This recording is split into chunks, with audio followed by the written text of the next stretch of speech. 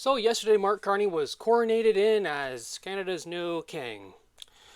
And in his first action, he thought he would lie.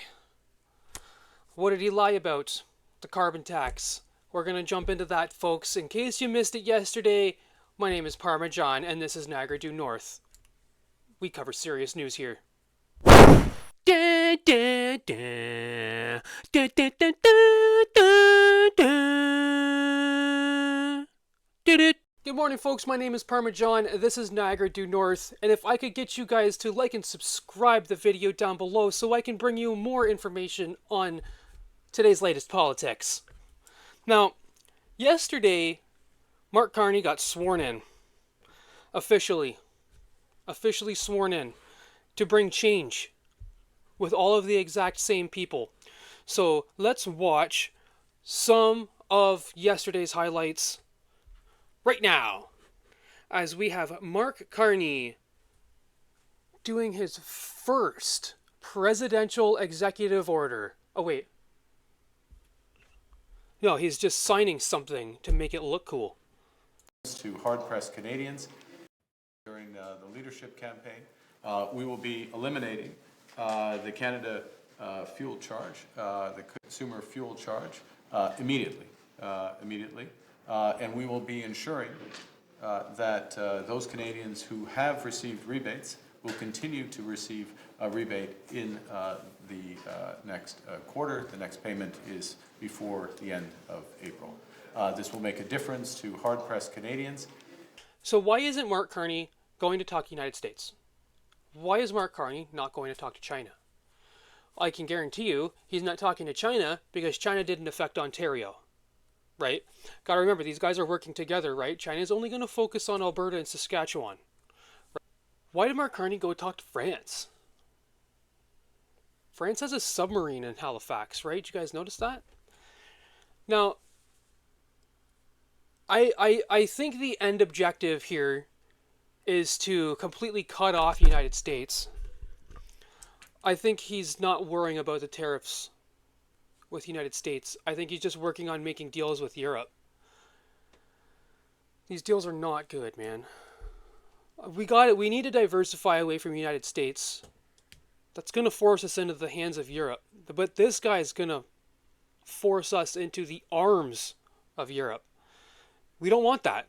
We don't want that. I have a European garbage can, and it can't fit any fucking garbage in it. Okay? That's not good. What we have next, folks, for you.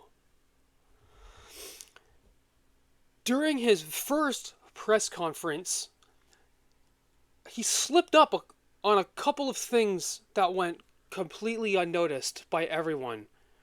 And I, Parmesan at Niagara Due North, will decipher the subtleties and read to you what's between the lines. Guys, let's get into it. This is today's top story.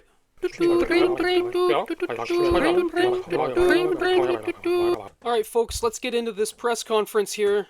We're not going to listen to the whole thing. I'm not reacting to it. We're just looking at highlights and clips. There's some stuff that I noticed. I received the questions on a trip to Paris and London in a few days. I received an invitation from the President of France to discuss a variety of issues, both economic, commercial, to reinforce those relationships, also issues related to security in Europe, in Canada. Similar discussions will be had with the Prime Minister in the United Kingdom. This is sensible. Security is a priority for this government, reinforcing our security, as is diversifying our trading and commercial relationships. Of course, with both Europe and the United Kingdom, there are many opportunities. And as I said a moment ago in my remarks, there are historic ties. With respect to... You see, now, when I hear stuff like that, while at the same time hearing that Justin Trudeau went to speak to King Charles about getting nuclear arms, and he also went and talked to France about the same thing, and then a French submarine shows up. That's the kind of stuff that I'm talking about. He should be prioritizing getting the tariffs taken off, but I don't think that's his priority. I don't think that's their priority whatsoever. I don't think they want the tariffs off. I think they want the tariffs on. I think they want the situation to get a lot worse. Remember, we need to get this to an emergency state so we can call an emergency and delay the election. If they can delay the election, all they need is another year.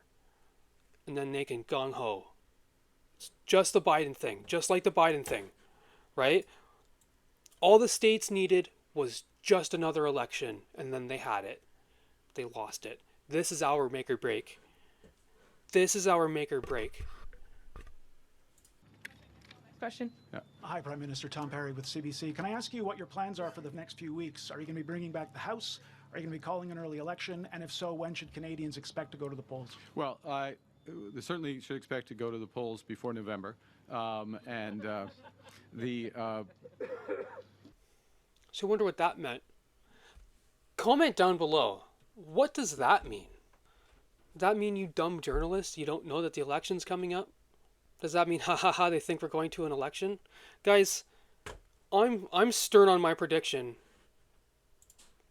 that we're getting a WW. Alright?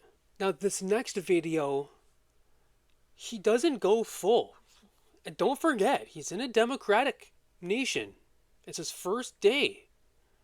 He can't go full Saddam Hussein here. But listen to how he dictates this question. The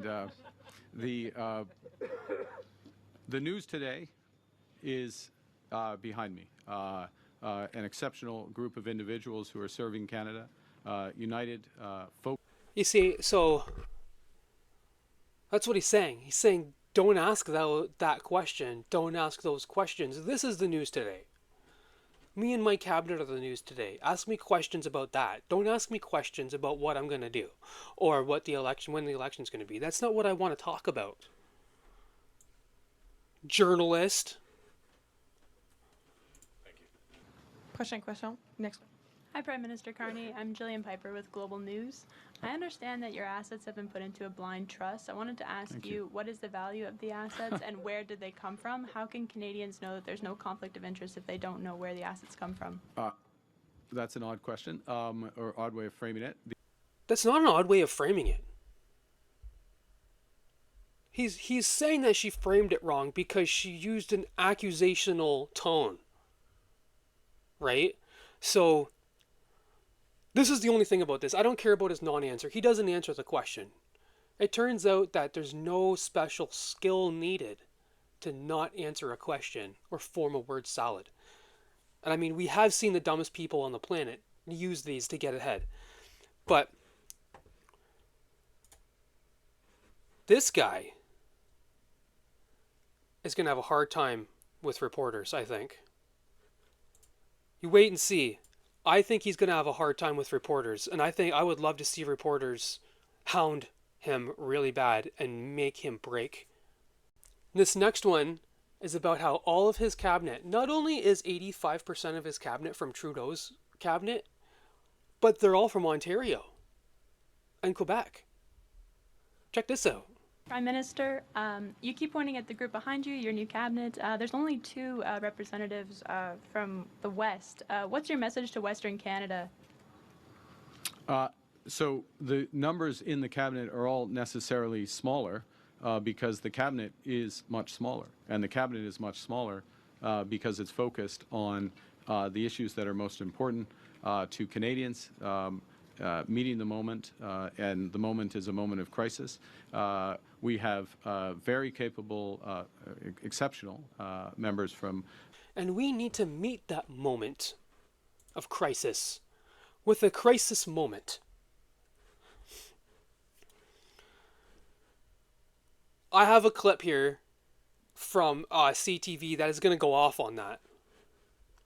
Just one more, and then we get right to it. One more communist dictator example. Last question and follow-up, dernière question et question suivie.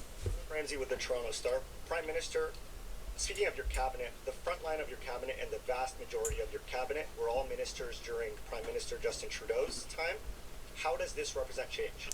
Now, whoa here. What do you mean front line? One is this first thing, smaller cabinet, more focused on action.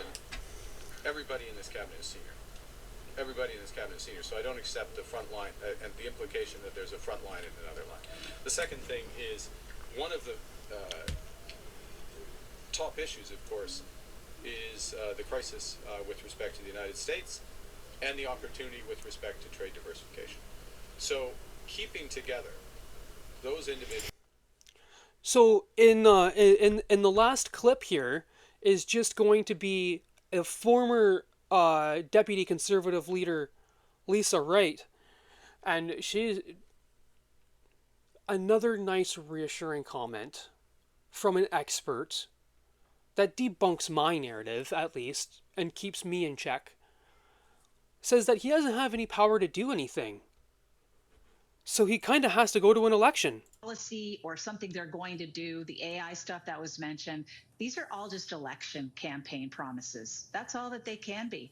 They have no supply of funds. They don't have a parliament to make changes. They're going into an election. I think that's pretty clear and apparent. So over the next 10 days, we'll hear about what the government wants to do. And they have absolutely, well, I can't say absolutely, they have very little power to actually implement. And I say I can't say absolutely because I don't know what they're going to come up with. But the AI stuff, they can't implement that. There's no money for that. There's a whole bunch of things that they can't possibly do. So take a look at the cabinet. What do we have? We are heavy GTA cabinet. Oh my gosh. Scarborough, Willowdale, Brampton, Mississauga, 3 downtown Toronto. I mean, that is where a battle is going to be. London, as Kathleen points out, Ottawa. This is where we're going to be seeing scrambling for votes. The other thing I would take away, I think he picks some of the most gifted communicators. To be honest, Stephen McKinnon. Yeah, so what do you think about that, folks? Dictator day one? Do you think there's any strategy behind his cabinet? Drop your comments down below, folks. I'll be right back at you tomorrow with a Saturday special from Parmesan, and this is Niagara Due North, guys. Thank you very much.